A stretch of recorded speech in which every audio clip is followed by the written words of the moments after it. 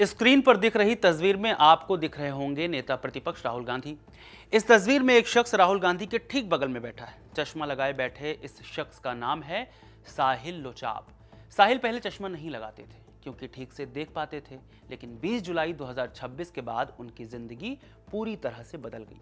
साहिल 20 जुलाई को दिल्ली में हो रहे संसद मार्च में शामिल थे, जिसमें लाठियां चली, आंसू गैस के गोले दागे गए और कांग्रेस का आरोप है कि दिल्ली पुलिस ने उस दिन छात्रों पर पैलेट गन का भी इस्तेमाल किया।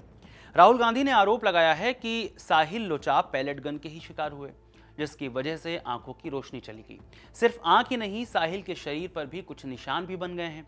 साहिल के ठीक बगल में बैठी महिला साहिल की मां है, जिनका कहना है कि वो एफआईआर लिखवाने के लिए दर दर भटक रही हैं, लेकिन उन्हें इधर उधर भेजा जा रहा है। साहिल की मां क्या कहती हैं, आप भी सुनिए। उन्होंने बोला यहाँ पे कुछ नहीं होगा, वहाँ पे गए तो उसके पास ही जो दूसरा थाना है, फिर वहाँ पे गए तो उन्होंने बोला ये तो वहीं होगा। फिर वहाँ पे गए, वहाँ पे हमारे 2-3 घंटे बिठाया, हंडाया, कुछ नहीं वहाँ पे भी गई थी, वहाँ पे बोले यहाँ कुछ नहीं होगा, थाने से लिख के आएगा जब हम करेंगे। ये बात राहुल गांधी तक पहुंची तो साहिल और उनके परिवार से मिले, सबको लेकर पार्लियामेंट स्ट्रीट थाने चले गए। राहुल गांधी आए तो वहां कांग्रेस कार्यकर्ता भी इकट्ठा हो गए और देखते ही देखते सिर्फ एफआईआर लिखवाने की रिक्वेस्ट धरना प्रदर्शन में बदल गई। राहुल गांधी ने साफ कह दिया कि जब तक एफआईआर नहीं लिखी जाएगी तब तक थाने से नहीं जाएंगे। आखिरकार शाम 6 बजे के करीब पार्लियामेंट स्ट्रीट पुलिस स्टेशन में एफआईआर दर्ज कर ली गई। आपको बता दें कि एफआईआर पहले भी लिखी जा चुकी है, लेकिन कांग्रेस की डिमांड थी कि उन्हें आईओ नंबर चाहिए। आईओ यानी इन्वेस्टिगेशन ऑफिसर। कहने का अर्थ यह है कि कांग्रेस ने इन्वेस्टिगेशन में शामिल ऑफिसर की आईडी संख्या और एफआईआर नंबर की भी डिमांड की है। हालांकि एफआईआर लिखे जाने से पहले राहुल गांधी के प्रदर्शन को भाजपा ने फुटेज खाने का तरीका बताया। यहीं पर जान लीजिए कि जिस वजह से साहिल और उनके परिवार को थानों के चक्कर लगाने पड़ रहे हैं, इसकी शुरुआत हुई थी 20 जुलाई को। नजफगढ़ के रहने वाले 19 साल के साहिल घर पर बोलकर आए थे कि संसद मार्च में शामिल होना मेरी शिक्षा के लिए बेहद जरूरी है। बता दें कि साहिल दिल्ली यूनिवर्सिटी के स्कूल ऑफ ओपन लर्निंग के छात्र हैं, कॉम्पिटिटिव एग्जाम की तैयारी कर रहे हैं ताकि अपने पुलिस ऑफिसर बनने का सपना पूरा कर सकें।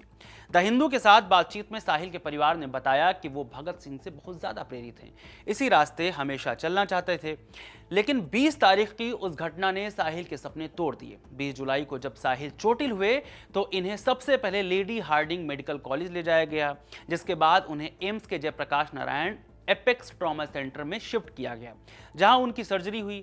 भले ही पुलिस ने शुरुआत में इनकार किया हो, लेकिन द हिंदू में छपी आशना भूटानी की रिपोर्ट के मुताबिक डॉक्टर्स ने इस बात की पुष्टि की कि चोटें मेटल पैलेट्स यानी छर्रों के कारण लगी हैं।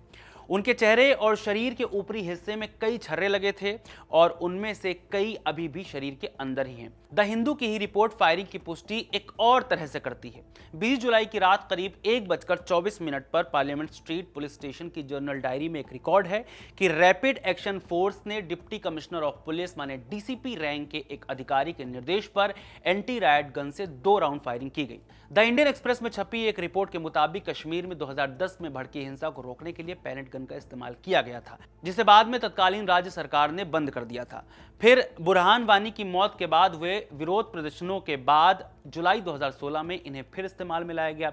आपको बता दें कि पैलेट गन की एक कारतूस में 600 छर्रे होते हैं, जो लगभग 1000 फीट प्रति सेकंड की स्पीड से एक बड़े इलाके में फैल जाते हैं। स्टैंडर्ड ऑपरेटिंग प्रोसीजर यानी एसओपी के हवाले से द इंडियन एक्सप्रेस में बताया गया है कि इस हथियार को कम से कम 500 फीट की दूरी से और कमर के निचले हिस्से पर निशाना साधकर लगाया जाना चाहिए।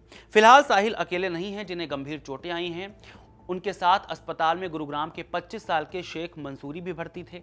आरोप है कि उन्हें भी चेहरे पर 7 पैलेट लगे थे। इनमें नाक, माथा, दोनों आंखें और गाल शामिल हैं। लेडी हार्डिंग मेडिकल कॉलेज में उनकी सर्जरी हुई थी। राम मनोहर लोहिया अस्पताल में 21 साल के साक्षी भी एडमिट हैं, जो जंतर मंतर और टॉल्स्टॉय मार्ग के पास भगदड़ में गंभीर रूप से घायल हो गई थी। आपको बता दें कि जंतर मंतर पर 20 तारीख को हुई घटनाओं में अब दिल्ली पुलिस की क्राइम ब्रांच जांच कर रही है। सुप्रीम कोर्ट की ओर से 5 लोगों की एक टीम भी बनाई गई है, लेकिन फिलहाल तो मामले में साहिल की एफआईआर दर्ज कर ली गई है। देखना अब यह होगा कि इस पर आगे क्या कार्रवाई होती है। इस वीडियो में फिलहाल इतना ही। मेरा नाम है रविशंकर। वीडियो को रिकॉर्ड किया है आनंद ने। शुक्रिया।